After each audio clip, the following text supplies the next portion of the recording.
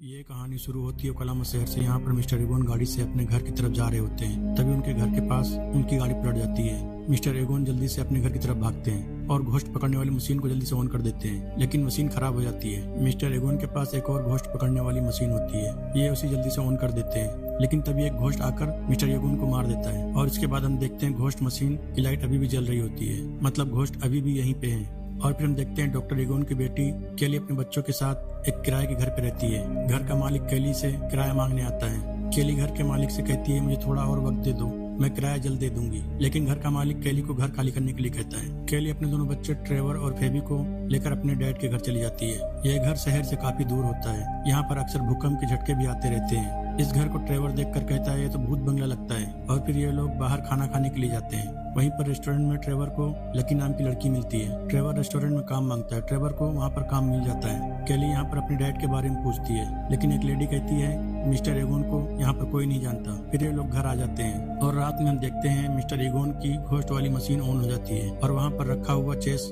गिर जाता है। फेबी चेस को उठाकर रख देती है और सो जाती है। दूसरी तरफ ट्रेवर स्टोर रूम में जाता है। वहाँ पर उसको उसके नानू की कार मिल जाती है। और फिर फेबी सुबह जब उठती है तो देखती है चेस की एक गोटी आगे रखी होती है। फेबी भी अपनी चाल चलकर अपने स्कूल के लिए निकल जाती है। आज स्कूल में फेबी का पहला दिन होता है, इसलिए केली भी उसके साथ जाती है। और केली स्कूल के टीचर से मिलती है। टीचर का नाम ग्रुप होता है। और फिर केली एक स्टोर में पेंट का सामान लेने जाती है। केली स्टोर वाले आदमी से पूछती है, क्या तुम मेरे डैड मिस्टर एगोन को जानते थे? स्टोर वाला आदमी केली से कहता है, हाँ वो अक्सर यहाँ पे आया करते थे, लेकिन तुम्हारे डैड कुछ अजीब थे। दूसरी तरफ फेबी को स्कूल में एक लड़का मिलता है। ये सबका इंटरव्यू लेता रहता है। फेबी उससे उसका नाम पूछती है। वो लड़का अपना नाम पॉडकास्ट बताता है। तभी यहाँ पर अर्थक्वेक आ जाता है। ग्रुप फेबी से कहता है, यहाँ पर अर्थक्वेक आना आम बात है और मैं इस पे स्टडी कर रहा हूँ। और फिर पॉडकास्ट फेबी को एक माइन के बारे में बताता है। तो कहता है वो जगह एकदम अजीब है, चलो मैं तुमको दिखाता हूँ। और फिर ये दोनों वहाँ पर जाते हैं। पॉडकास्ट फेबी से कहता है, पहले यहाँ पर बहुत सारे लोग काम किया करते थे, लेकिन फिर एक एक करके खुद ही अपनी जान ले ली उन लोगों ने। और फिर यहाँ से फेबी अपने घर चली जाती है और चेस को देखती है। चेस की गोटियाँ खुद ही अपने आप चल रही होती है। फेबी समझ जाती है यहाँ पर हमारे अलावा भी कोई है।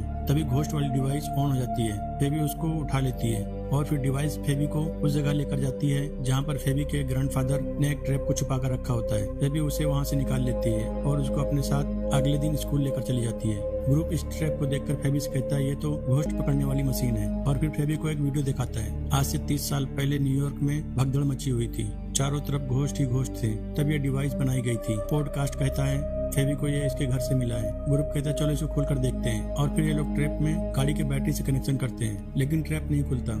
और ग्रुप जैसे ही ट्रैप को टच करता है, एक धमाका होता है और एक घोस्ट निकलकर यहाँ से भागता है और वो उस माइन के अंदर चला जाता है। फिर ये लोग फेबी के घर जाते हैं। वहाँ पर पॉडकास्ट को एक डेथ पिस्टल मिलती है। ग्रुप पॉडकास्ट से कहता है, इसे बजाकर बुरी आत्माओं को भगाया जाता था पहले के जमाने में। पॉडकास्ट उसे रख लेता है। और फिर ये लोग एक बुक में देखते हैं वही घोस्ट जो अभी अभी आजाद हुआ है। इस बुक में उसकी तस्वीर होती है। और फिर फेबी घोस्ट डिवाइस की मदद से अपने ग्रैंडपा के लैब में पहुंच जाती है और वहाँ पर रखा हुआ सामान को समझने लगती है। और फेबी वहाँ से घोस्ट पकड़ने वाली डिवाइस को ले लेती है और अभी भी घोस्ट जो आजाद हुआ था उसे पकड़ने जाती है पॉडकास्ट के साथ। ये घोस्ट लोहा खाता है और फिर डिवाइस से घोस्ट पे अटैक कर देती है, लेकिन घोस्ट वहाँ से टाउन की तरफ भाग जाता है। दूसरी तरफ ट्रेवर अपने ग्रैंडपा की कार को साफ करके उसको घर के बाहर निकाल लेता है। तभी ट्रेवर को फेबी और पॉडकास्ट मिल जाते हैं और ये उस घोस्ट को पकड़ने के लिए टाउन की तरफ चले जाते हैं। दूसरी तरफ फेबी की माँ आज ग्रुप के साथ डेट पे गई होती है और फिर फेबी घोस्ट को टाउन में पकड़ लेती है, लेकिन घोस्ट को पकड़ने के दौरान टाउन में काफी नुकसान हो जाता है, इसलिए पुलिस इन सबको अरेस्ट कर लेती है। और फिर जेल में फेबी ऑफिसर से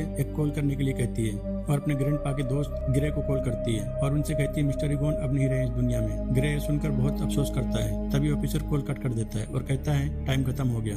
और फिर कैली और ग्रुप जेल में इनको छुड़ाने के लिए जाते हैं, लेकिन पुलिस ऑफिसर घोस्ट डिवाइस को रख लेता है ताकि ये लोग फिर से टाउन में कोई नुकसान न करें। अब रात को ग्रुप एक स्टोर में कुछ सामान खरीदने जाता है। तभी वहाँ पर पैकेट से छोटे छोटे एनिमल्स निकलने लगते हैं। ग्रुप देखकर हैरान हो जाता है और वहाँ जाने लगता है। तभी स्टोर में एनिमल का बड़ा सा घोस्ट होता है और वो ग्रुप को देख लेता है। ग्रुप स्टोर से बाहर भागता है और अपनी गाड़ी में जाकर बैठ जाता है, लेकिन तभी घोस्ट एनिमल गाड़ी के पास आ जाता है। और फिर दूसरी तरफ फेबी के साथी माइन में जाने की प्लानिंग करते हैं। फेबी कहती है माइन में कुछ तो गड़बड़ है। फिर ये लोग माइन के अंदर जाते हैं। यहाँ पर इनको बूढ़े आदमी की ताबूत में लाश मिलती है। ये बॉडी पिछले 75 सालों से यहाँ पर रखी होती है। और फिर फेबी यहाँ पर कुछ नंबर्स को देखती है। ये नंबर साल की तारीख के होते हैं। फिर इनको पता चलता है इन तारीखों में कोई न कोई तबाही आई थी और एक नंबर बाकी होता है, जिसे इन्हें पता चलता चलता है इस साल भी कोई बड़ी तबाही आने वाली है। तभी फेबी वहाँ पर एक गड्ढे में झांकती है और वहाँ से आग निकलने लगती है और पूरा माइन हिलने लगता है। तभी वो बूढ़ा आदमी जिंदा हो जाता है। ये लोग ये सब देखकर यहाँ से भाग जाते हैं। दूसरी तरफ कैली को घोस्ट डिवाइस मिल जाती है और उसकी मदद से कैली अपने डैड के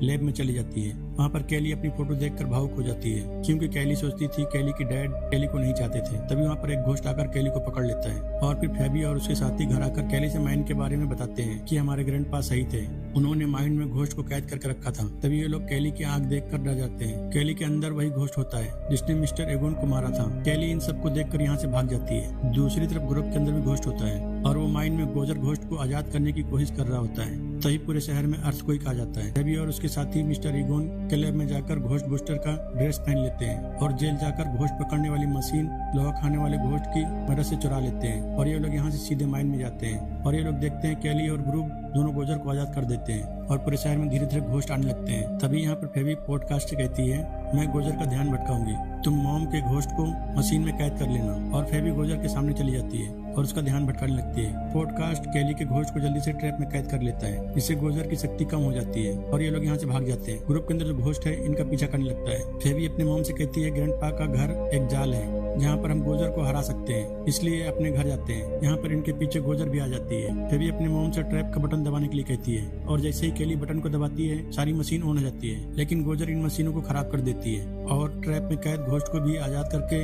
लकी के अंदर उसको डाल देती है। अब लकी भी घोस्ट बन जाती है और गोजर की शक्ति फिर से वापस आ जाती है। कैली और फेबी को मारने वाली होती है। तभी फेबी ने जेल से जिसे कॉल किया था वो अपने साथी के साथ यहाँ पर आ जाते हैं और कहते हैं हम मिस्टर एगोन के साथ पहले काम करते थे और गोजर के ऊपर हमला कर देते हैं, लेकिन गोजर इन पे भारी पड़ती है और फिर गोजर घोस्ट बूस्टर पे अटैक करने वाली होती है। फेबी गोजर पे अटैक करती है और फेबी के ग्रैंडपा फेबी के साथ आ जाते हैं और सब लोग मिलकर गोजर पे अटैक करते हैं, जिससे सारे घोस्ट और गोजर भी कैद हो जाती है। और फिर कैली अपने डैड से मिलती है और मिस्टर एगोन कैली से मिलने के बाद गायब हो जाते हैं और ये मूवी यहीं पे खत्म हो जाती है। अगर आपको वीडियो अच्छी लगी तो वीडियो करिए लाइक और चैनल को करिए सब्सक्राइब। Thank you.